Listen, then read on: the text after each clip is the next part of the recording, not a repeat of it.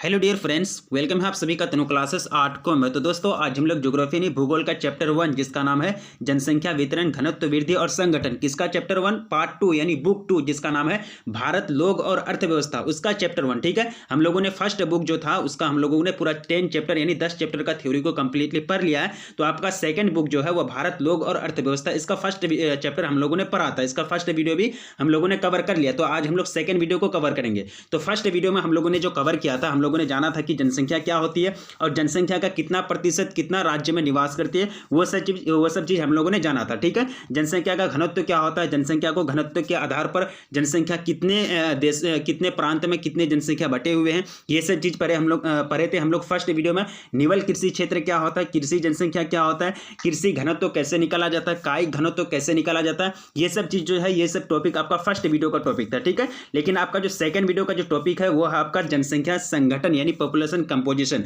वैसे भी आप फर्स्ट बुक में आप जनसंख्या संगठन के बारे में पढ़ चुके हैं पूरा तरह से। अगर आप नहीं पढ़े हैं तो आप चैनल के प्लेलिस्ट में जाकर के कवर कर सकते हैं। ठीक है, तो जनसंख्या संगठन यानी पॉपुलेशन कंपोजिशन किसको कहता है, यानी पॉपुलेशन कंपोजिशन जो है वो किसको कहता है। सिंपल सी बात है, जनसंख्या को आयु, लिंग, निवास या धर्म या फिर भाषा या फिर साक्षरता के आधार पर या फिर शिक्षा के आधार पर यानी किसी भी एक फैक्टर को बेस मान करके उसके आधार पर जनसंख्या का वर्गीकरण करके यानी बंटवारा करके उसके बारे में जानना, जनसंख्या की विशेषताओं के बारे में अध्ययन करना ही क्या कहलाता है, जनसंख्या संगठन कहलाता है, यानी पॉपुलेशन कंपोजिशन कहलाता है। यानी किसी भी बेस पर चाहे आप लिंग मान लीजिए, आयु मान लीजिए, यानी एज, निवास या फिर गांव, बस्ती, नगर, जो भी यानी एक बेस होना चाहिए आपका। ठीक है, यानी एक बेस के आधार पर जैसे कि शिक्षा के आधार पर वहां क्या करेंगे, जनसंख्या का आप वर्गीकरण करेंगे। कौन लोग ज्यादा पढ़े हैं, कौन लोग ज्यादा मतलब नहीं पढ़े हैं, कितने लोग साक्षर हैं, कितने लोग निरक्षर हैं, तो ये सब के बारे में जानना, जनसंख्या की विशेषताओं के बारे में जानना ही क्या कहलाता है, जनसंख्या संगठन यानी पॉपुलेशन कंपोजिशन कहलाता है। ठीक है, सिंपल सा चैप्टर, आपका चैप्टर ज्यादा फास्ट नहीं है, काफी इजी थ्योरी है, तो सारा चीज को आपको याद रखने की कोशिश करना है। ठीक है, क्योंकि आपको पूछा जाता है कि जनसंख्या संगठन से आप क्या समझते हैं या फिर जनसंख्या संगठन को परिभाषित करें, ये क्वेश्चन आपको बोर्ड एग्जाम में पूछे जाते हैं। आगे हमको बताई जा रही है कि 2011 की जनगणना के अनुसार भारत में 6,40,000 गांव है, जिसमें से 5,97,608 गांव जो है वह बसे हुए हैं। कहने का मतलब ये कि यहाँ आप ये टॉपिक को याद रखेंगे, ये लाइन आपको भूलना नहीं है कि 2011 की जनगणना के अनुसार भारत में जो गांव की संख्या है वो कितना है, 6,40,867, और इसमें से 5,97,608 जो गांव है वो बसे हुए हैं। ठीक है, यहाँ आपको सबसे पहले तो गांव की संख्या याद रखनी है, और दूसरा चीज जो यह है आपका 5,97,608 जो गांव है वो बसे हुए हैं। कहने का मतलब ये कि ये गांव एक ही जगह है, मतलब ये किसी प्राकृतिक आपदा के कारण या फिर कोई तूफान या फिर बाढ़ के कारण ये एक जगह से दूसरे जगह स्थानांतरित नहीं होते हैं। ठीक है, ये चीज आपको याद रखना है। आगे हमको बताई जा रही है कि भाषाई संगठन, सीधी सी बात है, भाषा के आधार पर लोगों का यानी जनसंख्या का अध्ययन करना, वर्गीकरण करके उसका अध्ययन करना क्या कहलाता है, भाषाई संगठन कहलाता है। जैसे कि भारत एक भाषाई विविधता की भूमि है। कहने का मतलब ये कि भारत में अलग अलग तरह की भाषा बोले जाते हैं, तेलुगु भाषा, हिंदी भाषा, उड़िया भाषा या फिर आसामी भाषा, यानी हर एक स्टेट में हर एक प्रांतों में अलग अलग टाइप के भाषा बोले जाते हैं। ठीक है, तो गियर्सन के अनुसार यानी ग्रियर्सन के अनुसार देश में 189 यानी 179 भाषाएं यानी लैंग्वेजेस जो हैं वो इस्तेमाल किए जाते हैं, और लगभग 544 बोलियां थी, यानी थी मतलब ये ग्रियर्सन जो अपना डेटा तैयार किए थे वो अपना डेटा के अनुसार बताते हैं कि भारत देश में 101 तरह से 179 जो भाषा है लैंग्वेजेस हैं और 544 बोलियां थी। ठीक है, तो भारत भाषाई सर्वेक्षण 1903 से 1928 को हुआ। ठीक है, यहाँ आपको बताया जा रहा है कि भारत का जो भाषाई सर्वेक्षण हुआ था वो कब हुआ था, 1903 से 1928 को हुआ था। ठीक है, उसके बाद हम पढ़ेंगे कि आधुनिक भारत के संदर्भ में 22 भाषाएं जो है अनुसूचित है और अनेक भाषाएं क्या है अनुसूचित है और गैर अनुसूचित है। यहाँ आपको ये चीज याद रखना है कि आधुनिक भारत के संदर्भ में कितने भाषा, 22 भाषा जो है अनुसूचित है और अनेक भाषाएं क्या है गैर अनुसूचित है। ठीक है, यहाँ आपको ये पॉइंट याद रखना 22 भाषा, क्योंकि यहाँ से आपको एमसीक्यू यानी ऑब्जेक्टिव क्वेश्चन पूछे जाते हैं हर हाल में। देखिए यहाँ आप क्वेश्चन बैंक उठा करके देखेंगे या फिर मॉडल पेपर में देखेंगे, ये क्वेश्चन आपको मिलेगा कि भारत में या फिर आधुनिक भारत के संदर्भ में कितने भाषा जो है अनुसूचित में आते हैं। ठीक है, तो आपको आंसर क्या लगाना है, 22 भाषा जो है वो अनुसूचित है। ठीक है, किसमें, भारत में। जैसे कि अनुसूचित भाषाओं में हिंदी बोलने वालों की जो संख्या है वो सबसे ज़्यादा है। अगर पूछा जाए कि अनुसूचित भाषा में जो है वो कौन सी भाषा है जिसको सबसे ज़्यादा लोग इस्तेमाल करते हैं, तो आपको आंसर क्या लगाना है? हिंदी। ठीक है, क्योंकि अनुसूचित भाषाओं में जो है हिंदी आते हैं और हिंदी बोलने वालों की जो संख्या वो सबसे ज़्यादा है। यहाँ पार्ट 2 आपका लिखा गया था, लेकिन यहाँ आपका पार्ट 2 यहाँ से स्टार्ट था, लेकिन वो थ्योरी थोड़ा सा वहाँ कम कवर हो पाया था पार्ट 1 में, इसलिए वहाँ से हम स्टार्ट किए जनसंख्या संगठन से। ठीक है, लेकिन यहाँ आपको ध्यान नहीं देना है। आगे हम पढ़ेंगे, आगे हमको बताया जा रहा है कि प्रमुख भारतीय भाषाओं के बोलने वाले 4 भाषा परिवारों से जुड़े हुए हैं जिनके उप परिवार हैं। ठीक है, यानी प्रमुख भारतीय भाषा की बात की जा रही है, तो प्रमुख भारतीय भाषा के बोलने वाले 4 भाषा हैं। ठीक है, और उनके उप परिवार भी हैं, जैसे कि आपको यहाँ बताया जा रहा है परिवार और उप परिवार। ठीक है, यानी फैमिली एंड सब फैमिली। ठीक है, जैसे कि ऑस्ट्रिक भाषा जो है इसको निष्पाद कहते हैं, इसका जो परसेंटेज है 1.38% है, और इसको ऑस्ट्रो एशियाई और ऑस्ट्रो एशियन कहते हैं। ठीक है, उसके बाद भारतीय यूरोपीय जो है इसको आर्य कहते हैं, 73% आता है, इसको इंडो आर्य करते हैं। ठीक है, उसके बाद चीनी तिब्बती आता है, किरात कहते हैं इसको इसका जो परसेंटेज है 0.85% है, और ये तिब्बती म्यांमारी है। लास्ट में आपका था द्रविड़, इसका 20% आता है, इसका सियामी चीन जो आता है ये चीनी तिब्बती के अंतर्गत ही आता है। ठीक है, यहाँ आपको परिवार और उप परिवार के बारे में बताया गया कि भारतीय भाषाओं के बोलने वाले 4 भाषा है और उसके उप परिवार के बारे में आपको बताया गया। आगे हमको बताया जा रहा है कि धार्मिक संगठन किसको कहते हैं। देखिए, धार्मिक संगठन यहाँ आपको बताया जा रहा है इसके अंतर्गत कि भारत पाक यानी भारत और पाकिस्तान और बांग्लादेश, भारत बांग्लादेश सीमा से संलग्न, मतलब सीमा से सटा हुआ, बॉर्डर से सटा हुआ जिले जो हैं, जिलों में जम्मू, उसके बाद J&K यानी जम्मू और कश्मीर, उत्तर पूर्व के पर्वतीय राज्यों और दक्कन पठार तथा गंगा के मैदान के प्रकीर्ण क्षेत्र को छोड़कर हिंदू अनेक राज्यों में एक प्रमुख समूह के रूप में वितरित है। कहने का मतलब ये कि ये सब स्टेट जो है J&K, उसके बाद भारत पाक और बांग्लादेश, भारत बांग्लादेश सीमा से संलग्न जिले और J&K और उत्तर पूर्वी के पर्वतीय राज्यों में और दक्कन पठार तथा गंगा के मैदान के प्रकीर्ण क्षेत्र को छोड़कर पूरे देश में जितने भी जगह हैं, जितने भी प्रांत हैं, तो वो सब स्टेट में क्या है कि हिंदू एक प्रमुख समूह के रूप में विस्तृत है, प्रमुख समूह के रूप में वितरित है। कहने का मतलब ये कि ये सब जो प्रांत को छोड़कर हिंदू जो है, हिंदू जाति वो मतलब पूरा देश में लगभग फैला हुआ है। इसके बाद हमको बताया जा रहा है कि 70 से 90% तक इससे भी अधिक, यानी जहाँ भी फैले हुए हैं ये सब के अलावा J&K के अलावा जहाँ भी हैं, मतलब हिंदू जो हैं अनेक राज्यों में प्रमुख जाति के रूप में, प्रमुख समूह के रूप में वितरित है, यानी डिस्ट्रीब्यूटेड है। और परसेंटेज जो आपको बताई जा रही है, तो परसेंटेज जो है 70 से 90, लगभग 70% से 90% तक, इससे भी अधिक है, मतलब इससे भी ज़्यादा है। और विशालतम धार्मिक अल्पसंख्यक मुस्लिम, यानी मुस्लिम की अगर बात की जाए तो वे मुस्लिम कहाँ आते हैं? जम्मू और कश्मीर में, केरल और पश्चिम बंगाल के कुछ जिलों में, यूपी के अनेक जिलों में, दिल्ली और उसके आसपास तथा लक्षद्वीप में सांद्रित है। कहने का मतलब है कि वहाँ सांद्रित है, यहाँ मतलब मुस्लिमों की संख्या सबसे ज्यादा है। अल्पसंख्यक मुस्लिम जो है इंडिया में अल्पसंख्यक के कैटेगरी में आते हैं क्योंकि इनकी संख्या कम है।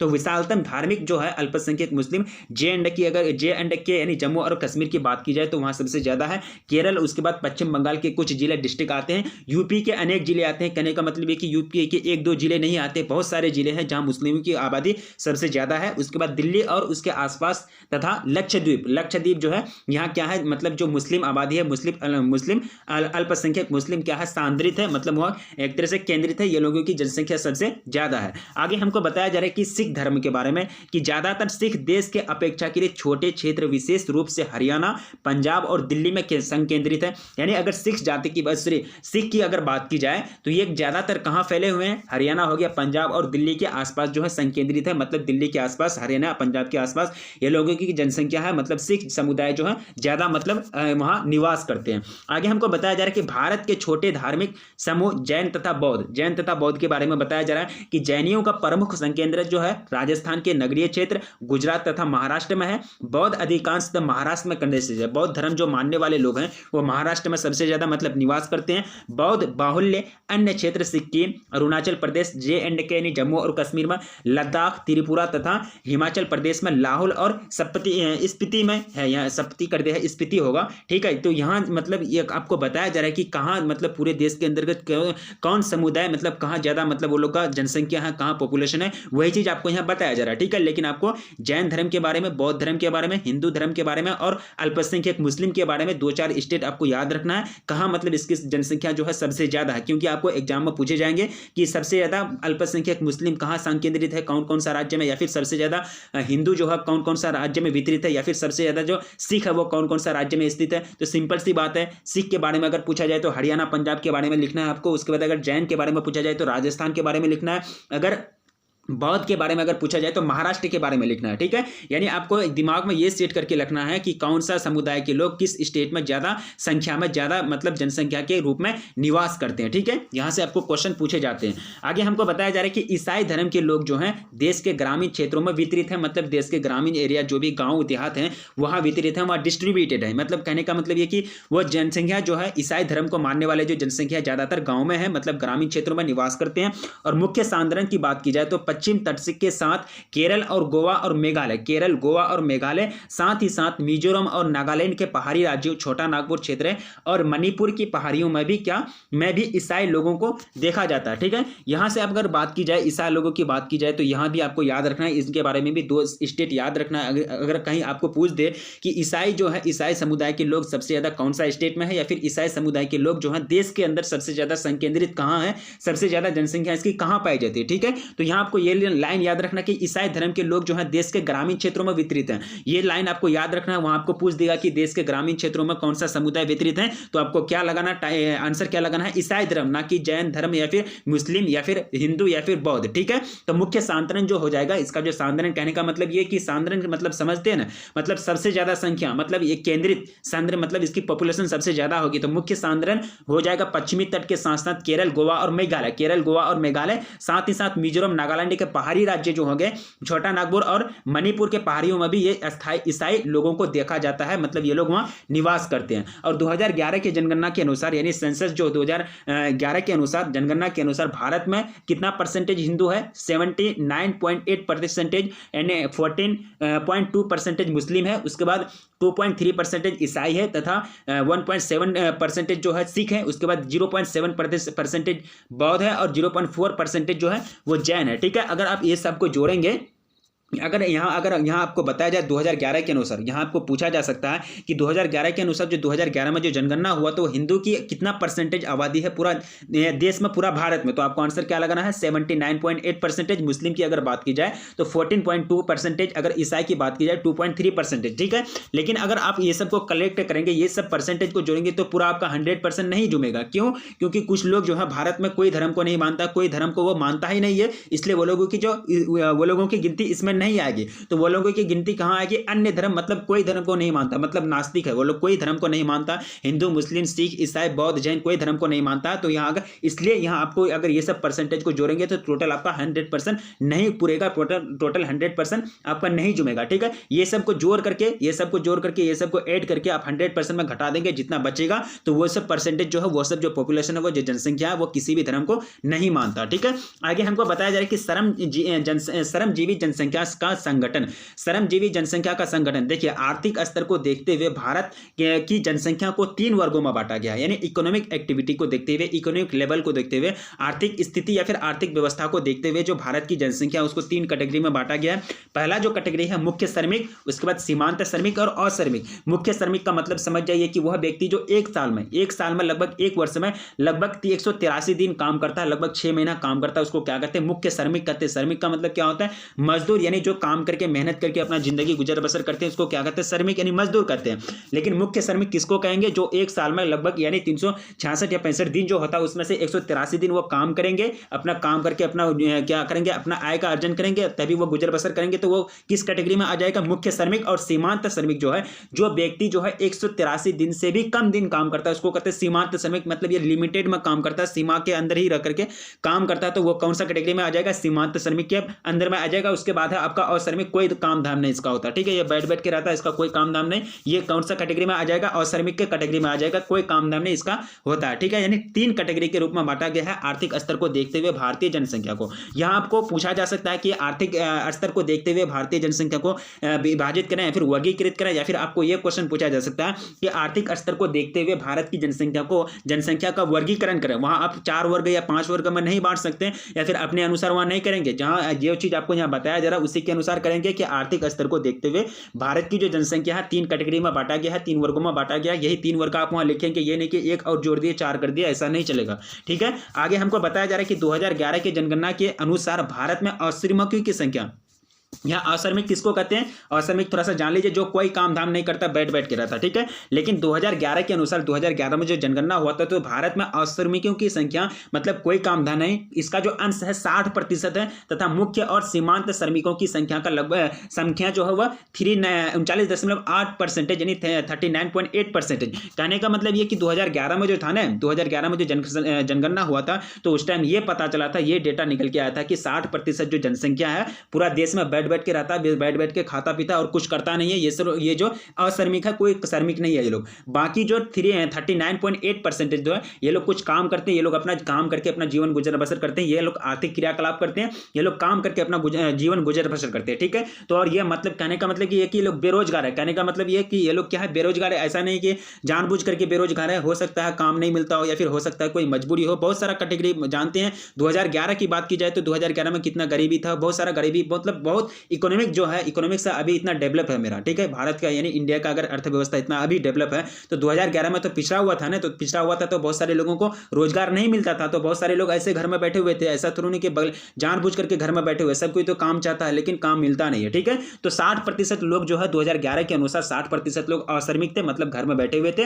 और 39.8% जो लोग हैं वह काम में लगे हुए थे। आगे हमको बताया जा रहा है कि श्रमजीवी जनसंख्या का अनुपात गोवा में 39.6% है। कहने का मतलब ये कि 2011 के अनुसार जो गोवा में जो जनसंख्या पाई गई तो श्रमजीवी जनसंख्या, किसको, श्रमजीवी जनसंख्या जो है 2011 के अनुसार गोवा में सबसे अधिक है, मतलब 39.6% है। यहां से आपको एमसीक्यू यानी ऑब्जेक्टिव क्वेश्चन पूछा जा सकता है। आगे हमको बताया जा रहा है कि समाज का विभाजन महिला, पुरुष और ट्रांसजेंडर में प्राकृतिक तथा जैविक रूप में माना जाता है, ठीक है, सही बात है। प्राकृतिक तथा जैविक रूप के अंदर ही महिला को या फिर जनसंख्या को या फिर समाज का जो विभाजन होता है महिला के रूप में या फिर पुरुष के रूप में या फिर ट्रांसजेंडर के रूप में या फिर जो होता है प्राकृतिक तथा जैविक रूप में ही बांटते हैं ना, यानी प्राकृतिक दृष्टि से। अगर आपको बोला जाए कि प्राकृतिक दृष्टि से आप जनसंख्या का वर्गीकरण करें, क्या करेंगे वहाँ? आप माइंड के हिसाब से या फिर शारीरिक हिसाब से तो नहीं करेंगे, वहाँ क्या करेंगे, वहाँ एक फीमेल का बनाएंगे, एक फीमेल, एक मेल, एक ट्रांसजेंडर का कॉलम बनाएंगे, तभी आप वहाँ क्या करेंगे, प्राकृतिक दृष्टि से जनसंख्या का क्या करेंगे, विभाजन करेंगे, यानी उसका वर्गीकरण करेंगे। आगे हमको बताया जा रहा है कि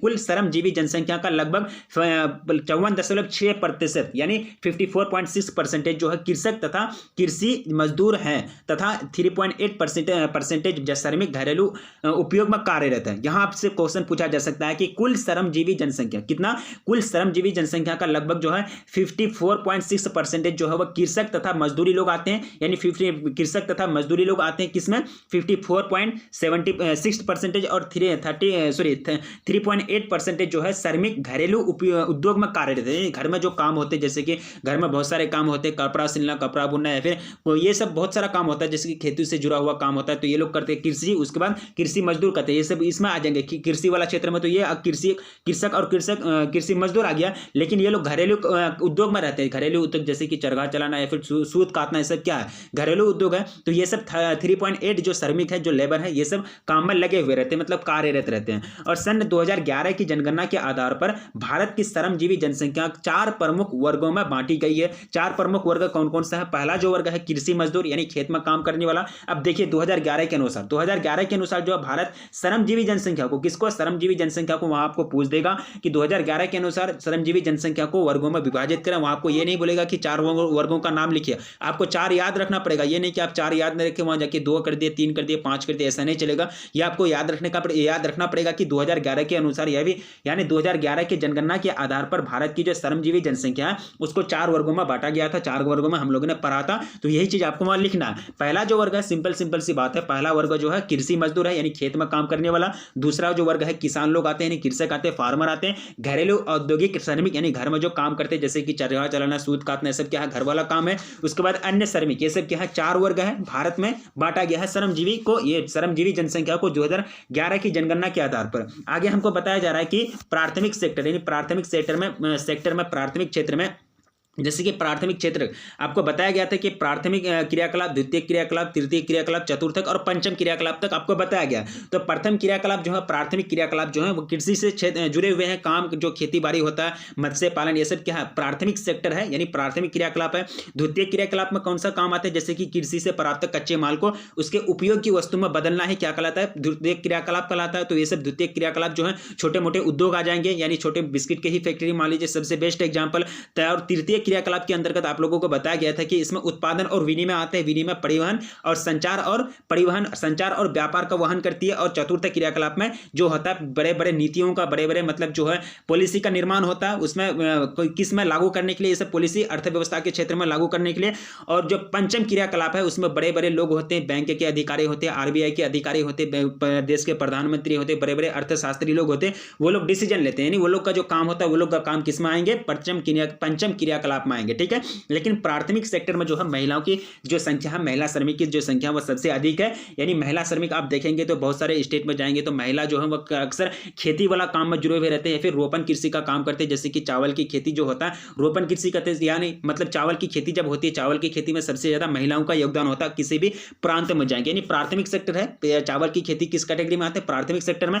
आगे हमको बताया जा रहा है कि हिमाचल प्रदेश तथा नागालैंड जैसे प्रांतों में किसानों की संख्या बहुत अधिक है, जबकि आंध्र प्रदेश, छत्तीसगढ़, बिहार, झारखंड, पश्चिम बंगाल, ओडिशा तथा मध्य प्रदेश उसके बाद क्या है, जैसे राज्यों में कृषि मजदूरों की संख्या सबसे अधिक है। ठीक है, यहां आपको ये चीज याद रखने की जरूरत है। तो आपका टोटल जो है आपका फर्स्ट चैप्टर जिसका नाम है, तो यानी सेकंड बुक का यानी भारत, लोक और अर्थव्यवस्था का जो फर्स्ट चैप्टर है, आपका चैप्टर का पूरा थ्योरी क्लियर हो गया, मतलब पूरा थ्योरी आप लोग का कवर हो गया। ठीक है, आपका इसमें से ये चैप्टर में से कोई थ्योरी नहीं बचा हुआ है, तो ये थ्योरी में आप लोगों को पूरा कंप्लीट कर दिया चैप्टर फर्स्ट जिसका नाम है जनसंख्या वितरण, घनत्व वृद्धि और संगठन। तो इसके अंतर्गत कोई थ्योरी नहीं बचा, इसके अंतर्गत अब आएगा क्वेश्चन आंसर यानी ऑब्जेक्टिव क्वेश्चन, एमसीक्यू और सब्जेक्टिव क्वेश्चन। और आप लोगों से रिक्वेस्ट है, चैनल पर अगर पहली बार आए तो प्लीज चैनल को सब्सक्राइब कर लीजिए, क्योंकि चैनल पर पूरी तरह से आपको तैयारी कराई जाती है। आपको यकीन नहीं हो रहा तो चैनल का प्लेलिस्ट में जाकर के देख सकते हैं कि किस तरह से तैयारी कराई जाती है।